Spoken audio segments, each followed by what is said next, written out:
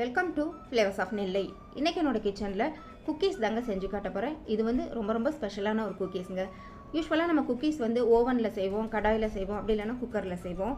ஆனால் நான் இன்றைக்கி வந்து ஏர் ஃப்ரையரில் இந்த குக்கீஸ் செஞ்சு காட்ட போகிறேன். ரொம்ப ஈஸியாக செஞ்சிடலாங்க. நான் இன்றைக்கி செஞ்சு காட்ட போகிறது ப்ரௌனி குக்கீஸ். ப்ரௌனி எப்படி நல்லா சாக்லேட்டியாக ஃபட்ஜியாக இருக்குமோ அதே மாதிரி இந்த குக்கீஸும் நல்லா சாக்லேட்டியாக ஃபட்ஜியாக இருக்குங்க. மேலே கிரிங்கிள் டாப்போட பார்க்குறதுக்கும் சூப்பராக இருக்கும், டேஸ்ட்டும் அல்டிமேட்டாக இருக்குங்க. ஏர் ஃப்ரையரில் இந்த குக்கீஸ் செய்கிறது வந்து ரொம்ப ஈஸி தான். வாங்க இன்றைக்கி அதை எப்படி செய்கிறதுன்னு பார்க்கலாம். ஒரு மிக்சிங் பவுல் எடுத்துக்கோங்க. அதில் 50 கிராம் மைதா எடுத்துக்கலாம். இது கூடவே 5 கிராம் கொக்கோ பவுடர் எடுத்தால் போதும்.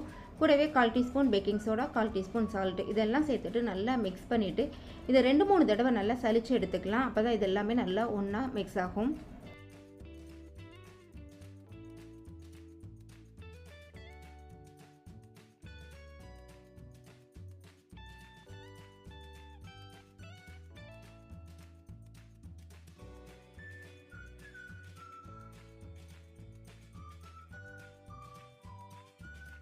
அடுத்ததாக ஒரு பாத்திரத்தில் 100 கிராம் டார்க் சாக்லேட் எடுத்திருக்கேன். இது கூடவே 30 கிராம் பட்டர் எடுத்துக்கலாம். இது வந்து அன்சால்டட் பட்டர் தான் நம்ம எடுக்கணும்.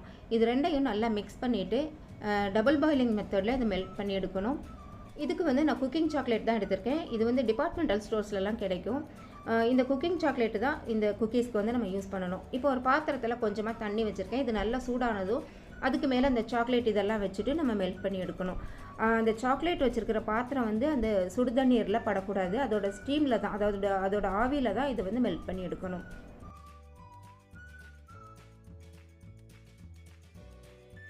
சாக்லேட் கட்டி இல்லாமல் நல்லா மெல்ட் ஆனதும் அந்த சுடுதண்ணி இருக்கிற பாத்திரத்துலேருந்து தனியாக எடுத்து வச்சிடணும்.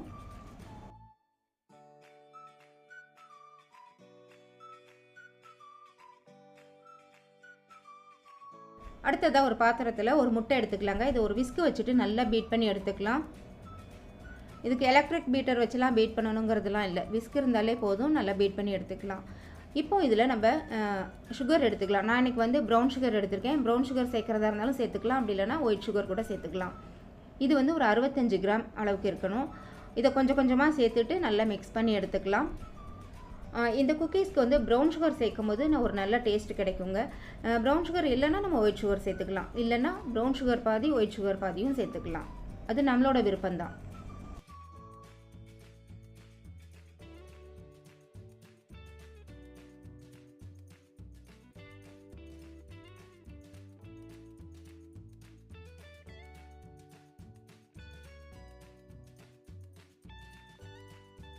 சுகர் நல்லா கரையிற அளவுக்கு இதை பீட் பண்ணி எடுத்ததுக்கப்புறமா வாசனைக்காக 1 டீஸ்பூன் வெனிலா எசன்ஸ் சேர்த்துக்கலாம். இப்போ சாக்லேட்டையும் இதோட சேர்த்துட்டு நல்லா மிக்ஸ் பண்ணி எடுத்துக்கலாங்க. சாக்லேட் வந்து கொஞ்சம் வெதுப்பாக இருந்தாலும் பரவாயில்ல, இதோட சேர்த்துட்டு நல்லா மிக்ஸ் பண்ணி எடுத்துக்கலாம். சாக்லேட் வந்து கம்ப்ளீட்டாக ஆறணும் அப்படின்னு நினச்சோன்னா அது வந்து கொஞ்சம் கெட்டியாக ஆரம்பிச்சிடும். அதனால் கொஞ்சம் வெதுப்பாக இருந்தாலும் பரவாயில்ல, இதோட சேர்த்துட்டு நல்லா மிக்ஸ் பண்ணிடலாம். ஆனால் ரொம்ப சூடாக இருக்கக்கூடாது.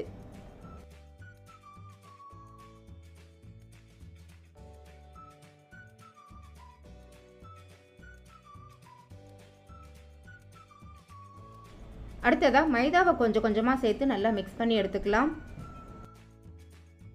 நார்மலாக நம்ம செய்கிற குக்கீஸ் பேட்டர் வந்து கொஞ்சம் கெட்டியாக இருக்கும்.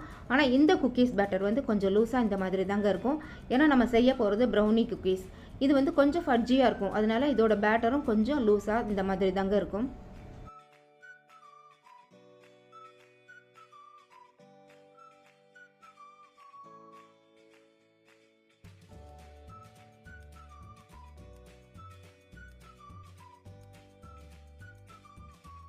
மைதா சேர்த்து நல்லா மிக்ஸ் பண்ணதுக்கப்புறமா இதை ஒரு கிளிங் ரேப் போட்டு நல்லா கவர் பண்ணிவிட்டு ஃப்ரிட்ஜில் ஒரு 10 நிமிஷம் வைக்கணுங்க.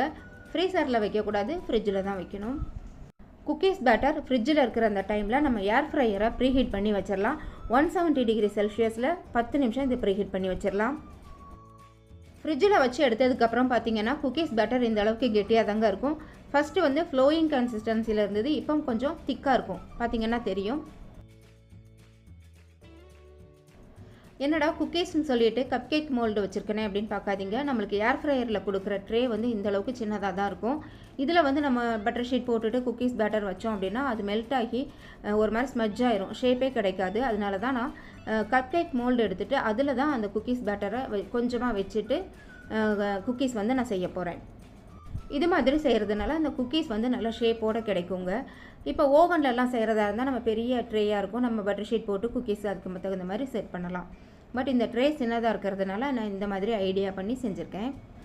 குக்கீஸ் பேட்டர் கொஞ்சமாக வச்சா போதும். இப்போது ஏர் ஃப்ரையர் வந்து ப்ரீஹீட் பண்ணி வச்சுட்டேங்க. இப்போ இதுக்குள்ளே வந்து இந்த ட்ரேயை வைக்கலாம். இந்த ட்ரேயில் வந்து ஒரு ஆரோ மார்க் கொடுத்துருப்பாங்க, உள்ளேயும் ஒரு ஆரோ மார்க் கொடுத்துருப்பாங்க. ரெண்டும் மேட்ச் ஆகிற மாதிரி பார்த்து வைங்க, அப்போ தான் அதில் உள்ள நல்லா செட் ஆகும். இப்போது இந்த குக்கீஸ் மோல்டெல்லாம் எடுத்து அதுக்குள்ளே செட் பண்ணிடலாங்க. செட் பண்ணதுக்கப்புறமா மறுபடியும் நம்ம ஏர் ஃப்ரையருக்குள்ளே அதை வச்சிடலாம். ஏர் ஃப்ரையர் மெயின் சுவிட்ச் ஆன் பண்ணதும் நம்மளுக்கு இந்த மாதிரி டெம்பரேச்சரும் டைமிங்கும் டிஸ்பிளே ஆகும். 170 டிகிரி செல்சியஸில் டெம்பரேச்சரும் 12 மினிட்ஸ் டைமிங்கும் நம்ம இதில் செட் பண்ணிவிட்டு ஆன் பண்ணிட வேண்டியதாங்க.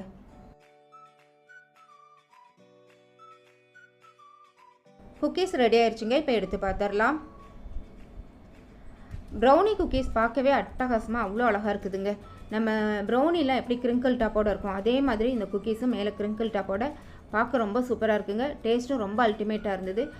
குக்கீஸ் உள்ளேயும் நல்ல ஃபட்ஜியாக ப்ரௌனி மாதிரியே இருக்குதுங்க. ரொம்ப சூப்பராக இருந்தது. நீங்களும் ஒரு தடவை கட்டாயம் ட்ரை பண்ணி பாருங்கள். இந்த ப்ரௌனி குக்கீஸ் உங்களுக்கு பிடிச்சிருந்தா மறக்காமல் உங்களோட லைக்ஸ் கமெண்ட்ஸ் எனக்கு கொடுங்க. ஃபஸ்ட் டைம் என்னோட சேனல் பார்க்குறீங்கன்னா மறக்காமல் என்னோட சேனலை சப்ஸ்கிரைப் பண்ணி சப்போர்ட் பண்ணுங்கள். தேங்க்ஸ் ஃபார் வாட்சிங்.